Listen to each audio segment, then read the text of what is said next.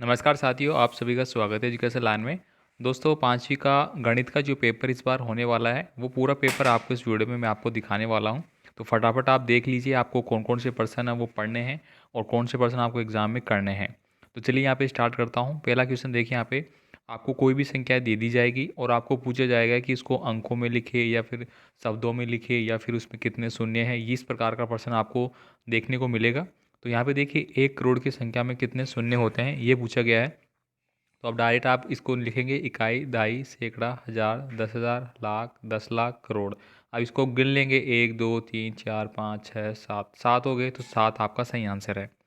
Next देखिए, अंग्रेजी वर्णमाला के अक्षर जो एच है, इसमें कितने कोण है, वो समकोण है। अगर मैं यहाँ पे बात करूँ, एक इधर से बन रहा है, एक इधर से बन रहा है, दो और दो नीचे से बन रहे हैं, तो 4 हो गए आपके। तो 4 आपका सही आंसर है। इस देखिए, आकृति ए और बी में किस आयत का जो क्षेत्रफल है वह अधिक होगा। अब यहाँ पे देखिए अधिक किस में होगा। यहाँ पे मैं बात करूँ तो इसको मान लीजिए मैंने 4 माना और ये आपका 1 है, तो 4 गुणा 1 कितना हो गया आपका, 4 हो गया इसका तो क्षेत्रफल। अगर इसका मैं बात करूँ यहाँ पे, ठीक है, इसका मैं 2 मानूँ और इसको भी मैं 2 मानूँ, तो इसका भी 4 आ गया। तो यहाँ पे कहने का मतलब है दोनों आपके क्या है, समान है। तो ये आपका सही आंसर आपको कर देना है। समकोण के कितनी डिग्री का होता है। अभी अभी हमने बात की, समकोण ऐसे बनता है और ये होता है आपका 90 डिग्री का। कोण वाले क्वेश्चन अच्छे से पढ़ लेना और साथ ही साथ एग्ज़ाम में जाओ तब आप चांदा वगैरह लेके जाना, आपको कोण बनाने पड़ेंगे। तो यहाँ पे 90 डिग्री का आपका आंसर हो जाएगा। दिए गए आयत का छायांकित भाग वह कितना होगा। तो यहाँ पे देखिए छायांकित भाग के लिए मैंने पहले बता रखा है, आपको जितने भी डिब्बे हैं वो गिनना है। 1 2 3 4, 4 है तो 4 आपको ऊपर लिखना है। अब 2 डिब्बे हैं जो कि आपके भरे हुए हैं, तो 2 ऊपर कर देंगे।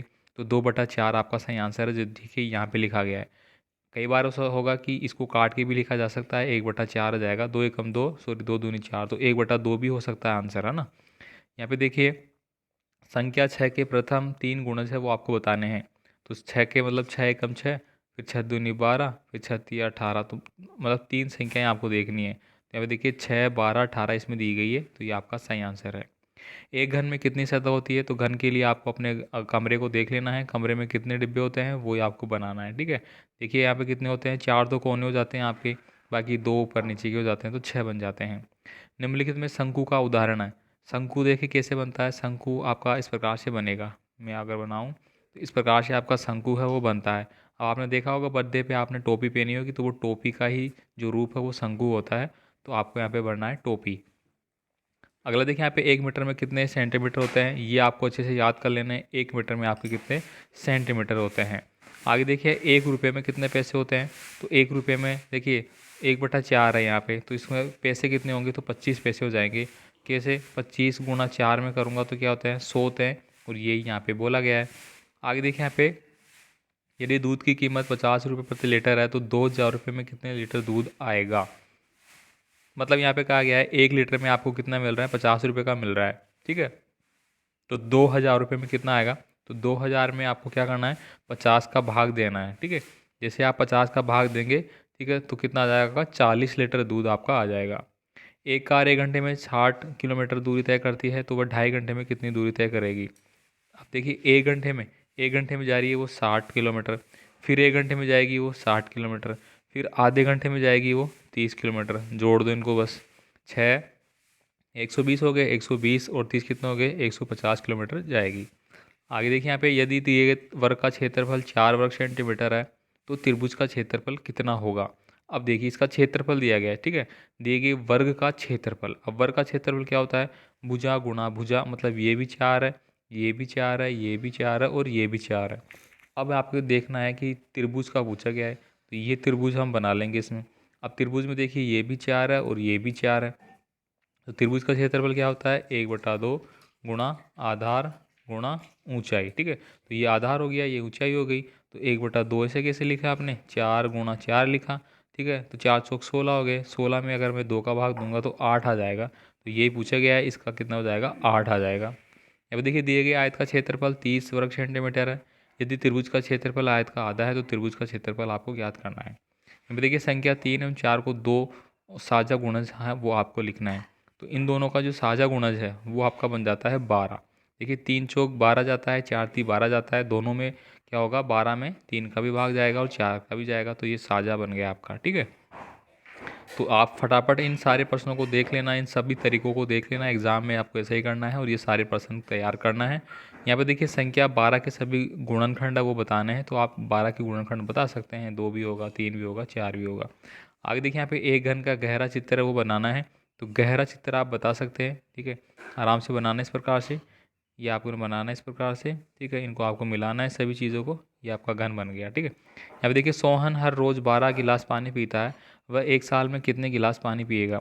अब देखिए यहाँ पे सोहन हर रोज़ मतलब एक दिन में वो 12 पी रहा है, तो हमें सबसे पहले क्या निकालना है, एक महीने का। तो एक महीने में 30 दिन होते हैं, तो 30 से गुणा करें तो बाढ़ दिया 36, मतलब एक महीने में 360 गिलास पी रहा है वो। ठीक है, कितने गिलास पी रहा है उसने, 360। अब 12 महीने होते हैं क्योंकि एक साल के लिए पूछा, अब इसको 12 से गुणा कर दो, तो इससे 12 से गुणा किया तो 72 का आपने लगाया 2, 7 आपको यहाँ से लगी, बाढ़ दिया 36, और इसको 7 आपने ऐड किया। ठीक है, जैसे आपने ऐड किया तो ये आ गया आपका इतना लीटर। ठीक है, यहाँ पे देखिए 14 सेंटीमीटर लंबे और 9 सेंटीमीटर चौड़े कार्ड का परिमाप और क्षेत्रफल ज्ञात करना है। अब देखिए यहाँ पे ये क्या दिया गया है, मतलब आयत दिया गया है। ठीक है, 14 सेंटीमीटर लंबा है, 9 सेंटीमीटर चौड़ा है, तो इसको मतलब ये क्या है, आयत है।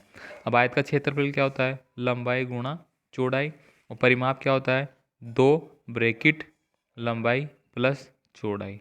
ठीक है, ये आपका क्या होता है, इसका परिमाप सूत्र में रखना है और आंसर आ जाना है। यहाँ पे देखिए एक वर्ग का परिमाप 24 सेंटीमीटर है, यदि वर्ग की भुजा को 2 सेंटीमीटर बढ़ा दिया जाए तो वर्ग का परिमाप कितना हो जाएगा। तो आराम से कर सकते हैं आप, इसका परिमाप हो दिया गया है 24। ठीक है, इसका मतलब क्या गया है, 2L + B ये दिया गया है आपको।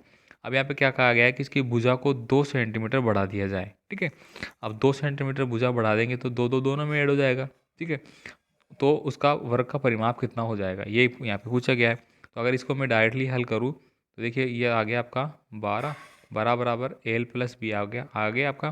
ठीक है, तो ये L + B क्या है, 2 बढ़ा दिया इसको। ठीक है, यानी कि 2L + 2B कर दिया तो 4 हो गया ये, इसके हिसाब से आपका आंसर आ जाएगा। इसके बाद देखिए यहाँ पे कोण पूछे गए हैं, कोणों का मान है वो आपको बताना है, कौन सा कोण कितनी डिग्री का है।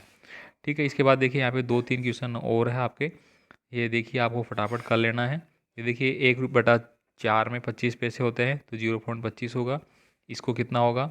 ठीक है, ये 0.50 हो जाएगा, 3/10 का क्या हो जाएगा, ये सब आपको कर लेने हैं। ठीक है, तो इस प्रकार से आपको पेपर मिलेगा कक्षा 5 वाले छात्रों को। ठीक है, मिलते हैं अगले वीडियो में अगले EVS के पेपर के साथ, तो आप कमेंट जरूर कर देना।